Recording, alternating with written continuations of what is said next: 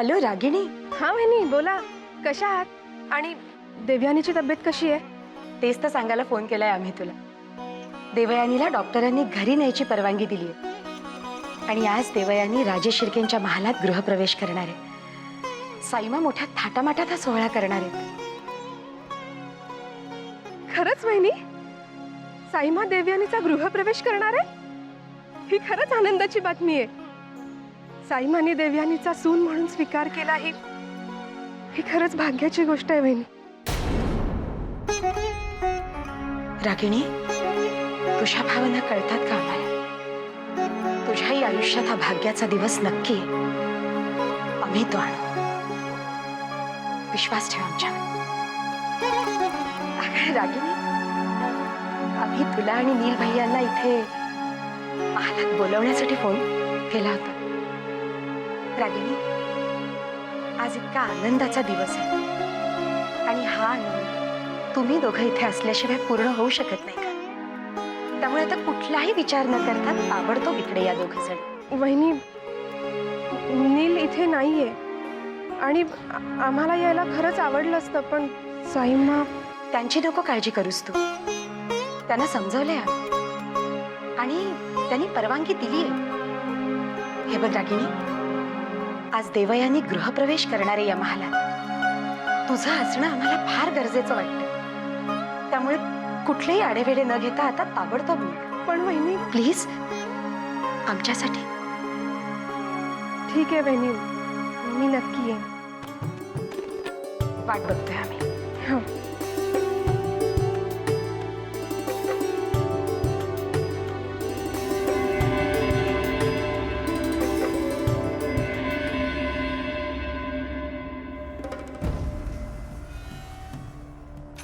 बाहेर निघालात? हो, काही काम होतं का? एक विनंती करायची होती आपल्याला. आज घरी थांबलात तर नाही चालणार का? आज देऊ घरी येणार आहे. घरच्या सगळ्यांनी तिचं स्वागत थाटात करायचं ठरवलंय. अशा वेळेला तुमचं घरी असणं फार महत्वाचं वाटतं आम्हाला. आमच्या थांबण्याने तुमच्या स्वागत समारंभात काही विशेष फरक पडेल असं आम्हाला वाटत नाही आणि आम्हाला खोटा आनंद व्यक्त करता येत नाही. तुमच्या अशा वागण्याने विक्रम भाऊजी दुखावतील. तुमच्या दोघांमधला दुरावा असाच वाढत जाईल आणि त्याची परिणिती सुखात नाही होणार. का असं वागताय तुम्ही? साईमांनी स्वीकार केलाय देवयानीचा. सगळं सुखात आनंदात घडतंय. मग तुम्ही का नाही आपला राग विसरू शकत? का नाही मोठ्या मनाने देवयानीचा स्वीकार करू शकत? आम्ही तुम्हाला यापूर्वीच सांगितलंय, साईमांनी जरी देवयानीचा स्वीकार केला असला तरी आम्ही केलेला नाही. निदान या जन्मात तरी नाही. देवयानीच्या स्वभावावर साईमा भाळल्या असतील, आम्ही नाही. हे असंच किती दिवस चालणार? कितीही केलं देवयानीने या घरासाठी तरी तुमच्या मनात तिला कधीच जागा मिळणार नाही. हे कधीच थांबणार नाहीये का रणवीर राजे? आमचा मान सन्मान आणि आमची प्रतिष्ठा यांना ज्याच्यापासून धोका आहे त्याच्यापासून आम्ही 4 हात दूरच राहतो. आणि तरी जर कोणी आमच्या स्वाभिमानाला धक्का लावायचा प्रयत्न केला तर आम्ही त्याला कधीही माफ केलेलं नाही आणि करणारही नाही.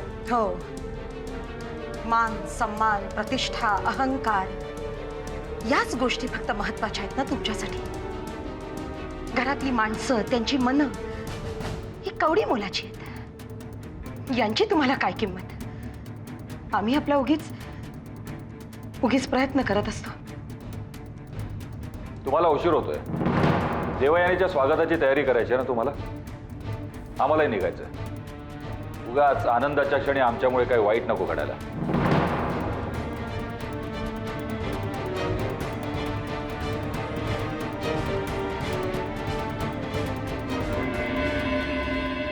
नमस्कार. साईमा, आमच्या देऊचा मोठ्या मनानं स्वीकार केला. तिचा गृहप्रवेश करताय. आमचं मन आनंदानं भरून आले अगदी. मकरंदने आले? येतात. या ना या.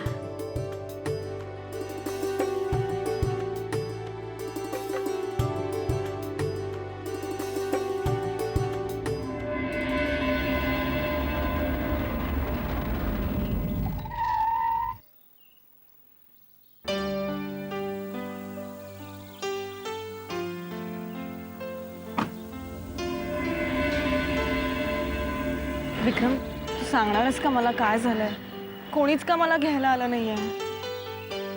तू घरी चल, तुला सगळं काही कळेल. कारण वरती तुझ्यासाठी एक सरप्राईज आहे. सरप्राईज?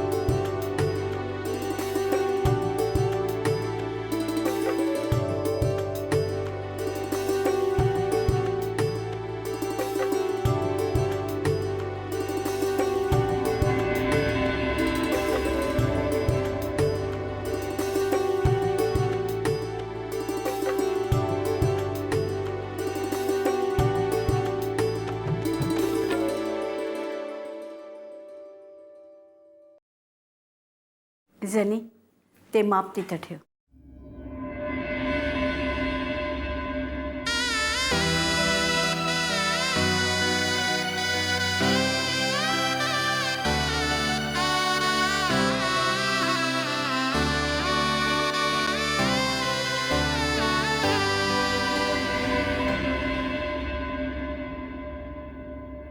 आतमध्ये प्रवेश मिळणार नाही.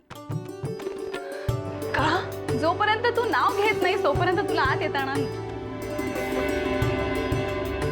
साक्षी प्लीज. देवयानी राजेश शिर्के,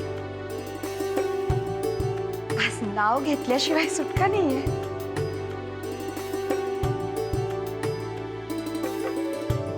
घे ना नाव देवयानी.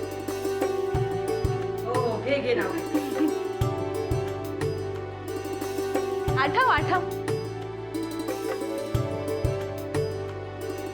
हा, आलं माझ्या लक्षात. विक्रमने सांगितल्याशिवाय तू कसं नाव घेशील?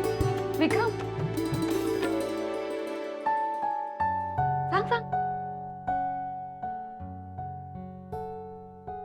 देवयानी, आता सगळ्यांचा आग्रह असेल तर तुला नाव घ्यायला पाहिजे.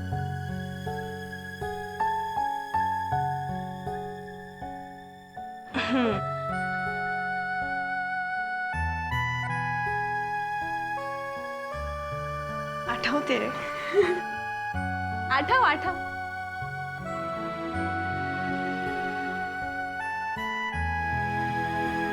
दुःखांची करत वजाबाकी, बेरीज करत सुखांची. विक्रमच्या साथीने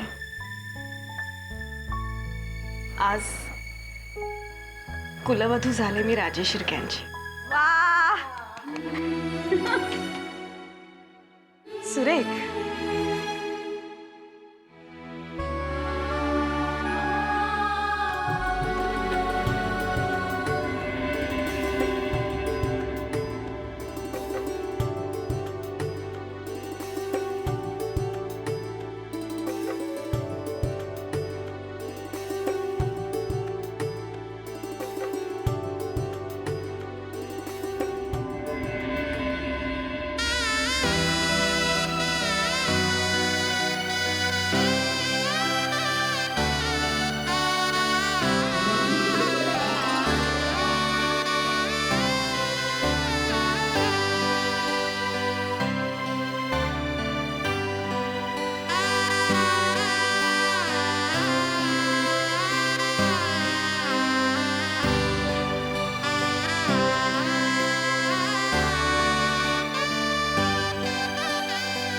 देवयानी, आजपासून तू राजा शिर्क्यांची कुलवधू झालीस. देवघरात जाऊन कुलदेवतेचं दर्शन घेऊन.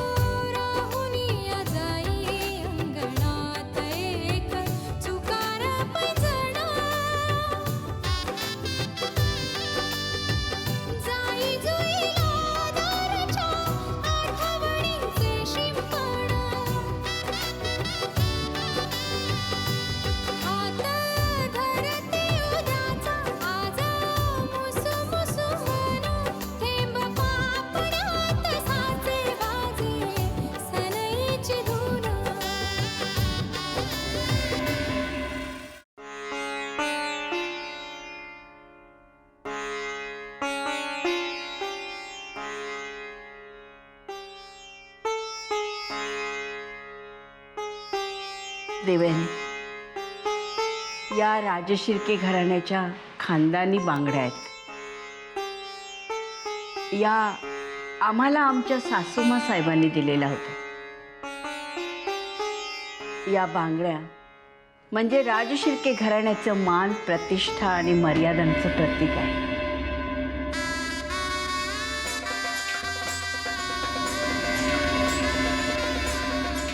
या बांगड्या घातल्यावर या घराण्याची प्रतिष्ठा आणि परंपरा तुला जपायला हवी. तुझं प्रत्येक पाऊल या घराण्याच्या हितासाठीच पडायला हवं. इथल्या मान मर्यादांचं तुला पालन करायला. साईमा, या घरासाठी जगण्यातच मला आनंद मिळतो. आजपर्यंत मी स्वतःहून या घरातल्यांसाठी आणि ह्या घरासाठी जगत आली.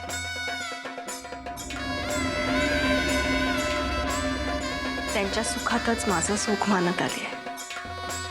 आज तुम्ही मला या कर्तव्यात बांधलंय. विश्वास ठेवा माझ्याकडे. माझ्या कर्तव्यात मी कधीही कमी पडणार नाही. माझ्या पाठीशी असलेला तुमचा आशीर्वाद मला सतत माझ्या जबाबदारीची जाणीव करून देईल.